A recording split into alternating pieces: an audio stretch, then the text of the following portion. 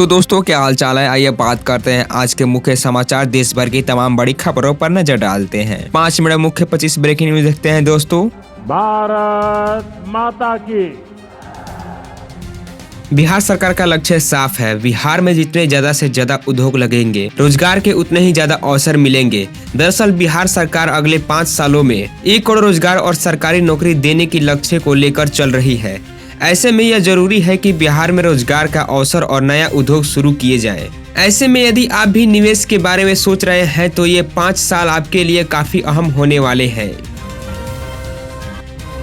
बिहार सरकार की ओर से यह स्पष्ट किया गया है कि अगर कोई निवेशक 100 करोड़ रुपए का निवेश करता है और 1000 लोगों की रोजगार देता है तो सरकार उसे 10 एकड़ जमीन फ्री देगी, जिस पर वह अपनी कंपनी स्थापित करेगा।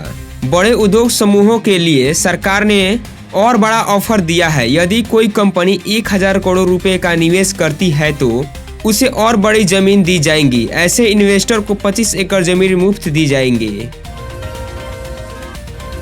ऐसा नहीं है कि छूट और सब्सिडी का ये ऑफर केवल बड़ी कंपनियों के लिए ही है, बल्कि बिहार सरकार ने आम उद्यमियों के लिए भी बड़ी राहत देने की योजना बनाई है। सरकार की ओर से बियाडा की जमीन पर 50% की छूट दी जाएंगी, यानी जमीन की कीमत आधी हो जाएंगी, जिससे छोटे और मोजले उद्योग लगाने वाले को बड़ा फायदा होगा। ऑपरेशनल संकट में जूझ रही एयरलाइंस कंपनियों इंडिगो ने सोमवार को 500 उड़ानें रद्द कर दी है।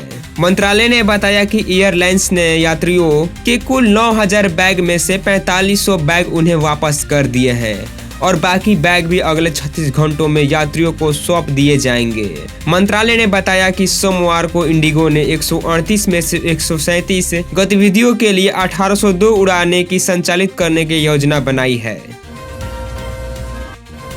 देश के सबसे बड़ी सरकारी बैंक SBI का शेयर सोमवार 8 दिसंबर 2025 को करीब 1.66% तक गिर गया, लेकिन इस बैंक का शेयर पिछले 5 सालों के दौरान अपने निवेशकों को छप्पड़ फाड़ करीब 250.67% का रिटर्न दिया है। बाबरी मस्जिद का पुनर्निर्माण के मुद्दे पर जेडीयू नालंदा सांसद कौशलेंद्र कुमार ने अपना समर्थन व्यक्त करते हुए बड़ा बयान दिया है। उन्होंने कहा है कि एक संवैधानिक लोकतंत्र है जहां धर्म और जाति के लोग रहते हैं और सभी को अपना धर्म मानने का अधिकार है। उनके अनुसार यदि बाबरी मस्जिद की दोबारा निर्माण हो रहा है तो यह एक अच्छी बात है, खासकर इन लोगों के लिए जो इस धर्म का पालन करते हैं। भोजपुरी सिनेमा के पावर स्टार पवन सिंह को अनजान नंबर से फोन कॉल और मैसेज के जरिए जान मारने की धमकी दी गई है। धमकी देने वाले ने खुद को कुख्यात बिश्नोई गैंग का सदस्य बताया और चेतावनी दी है कि अगर उन्हें बिग बॉस 19 में सुपरस्टार सलमान खान के साथ स्टेज शेयर किया तो उन्हें गंभीर परिणाम से भुगतना पड़ सकता है। बेटी के भविष्य को मजबूत बनाने के लिए पोस्ट ऑफिस का सुकन्या समृद्धि योजना SSY अभिभावकों के लिए लाभदायक विकल्प बनी हुई है।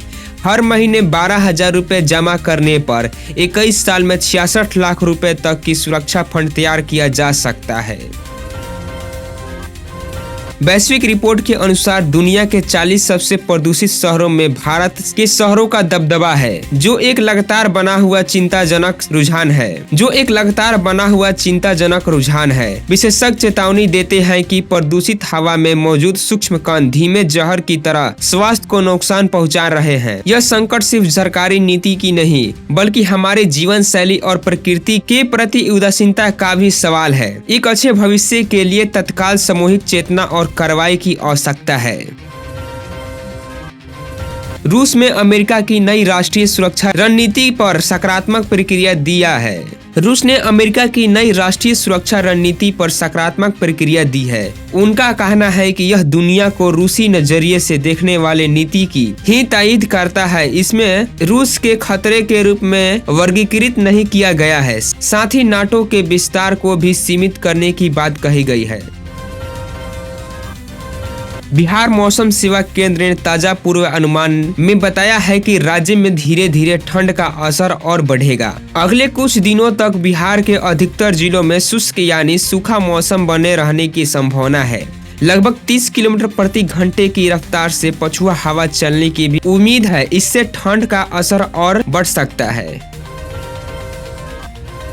अरवल जिले को जल्द ही जाम की गंभीर समस्या से बड़ी राहत मिल सकती है। केंद्र सरकार ने यहां एक ग्रीनफील्ड बाईपास का निर्माण को मंजूरी दे दी है, जिसकी अनुमानित लगभग करीब 666 करोड़ रुपए है। लगभग 13 किलोमीटर लंबा यह बाईपास तैयार होने के बाद पटना, अरवल और औरंगाबाद के बीच सड़क मार्ग काफी सुगम और तेज हो जाएगा।